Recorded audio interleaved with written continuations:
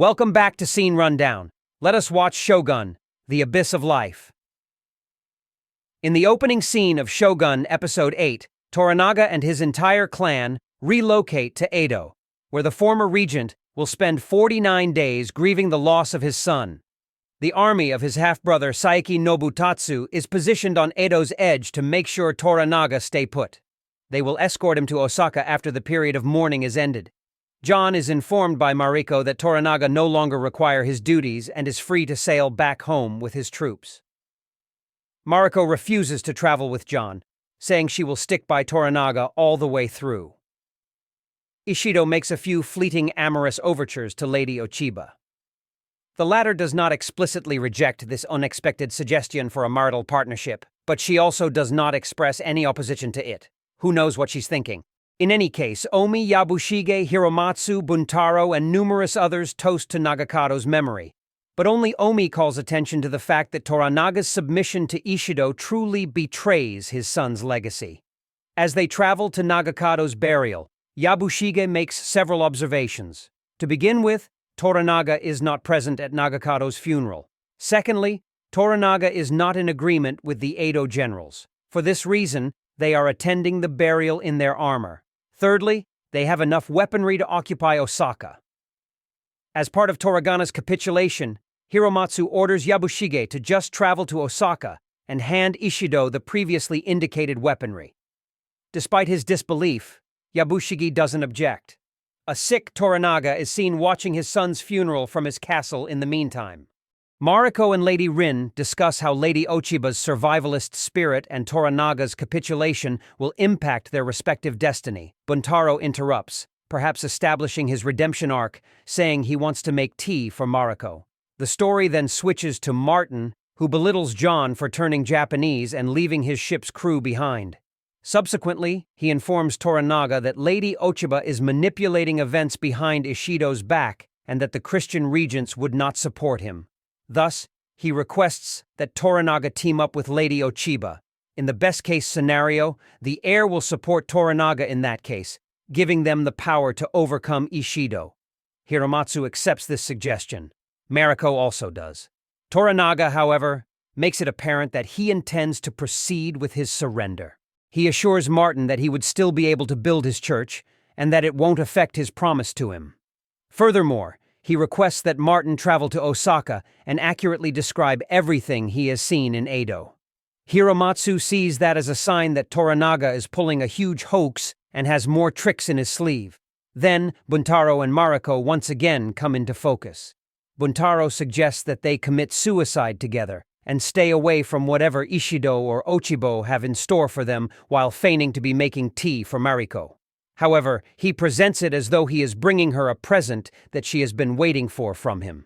Fortunately, though, Mariko stops Buntaro in his tracks and advises him to put his fantasies of killing her, preventing her from leading the life she desires on hold.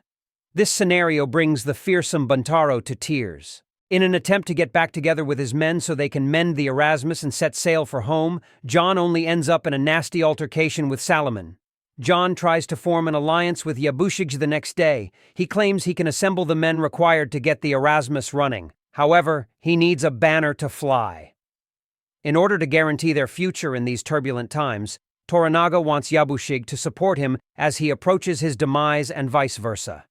John goes so far as to remind Yabushige of the cliff incident in order to emphasize the idea that one may control their own destiny. But because Yabushige doesn't want to betray Toranaga, he declines to work with John. In another scene, Lady Gin surveys the plot of land that would serve as her tea house's protected area. It is revealed that Martin's church would be located next to the courtesan plot when he arrives. The Christians won't object to this arrangement if they are progressive. While pleading with Ochiba to free the hostages and presumably regretting what she has done to Ochiba's mental state, Lady Daiyoin dies back in Osaka. The generals of Edo, Hiromatsu, Buntaro, Yabushige, Omi, and others attend the signing of the Pledge of Allegiance. Toranaga declares that Yabushige will travel to Osaka to bring the guns to Ishido along with the names of everyone who will also surrender. All of the generals disagree with Toranaga's choice to surrender without a fight. Remaining unwavering, Toranaga declares that he will not tolerate any more deaths at his hands. Hiromatsu issues a warning, saying that his childhood friend will commit seppuku if he doesn't engage in combat. Not even that can convince Toranaga. Even when it appears like Toranaga has given up on himself, Hiromatsu assures his son Buntaro that he shouldn't give up on Toranaga. So, after slicing his belly, Hiromatsu calls Buntaro to behead him. And with that, Hiromatsu passes away.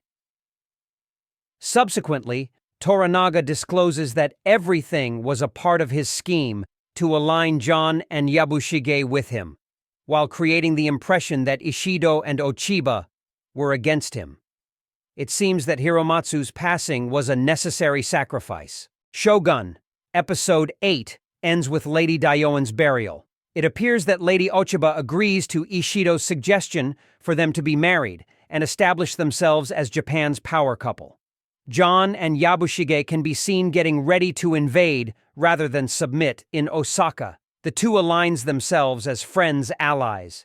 Omi alerts Yabushige of the potential costs of this partnership, but Yabushige ignores him because he is too relieved that his death is not in vain for Toranaga.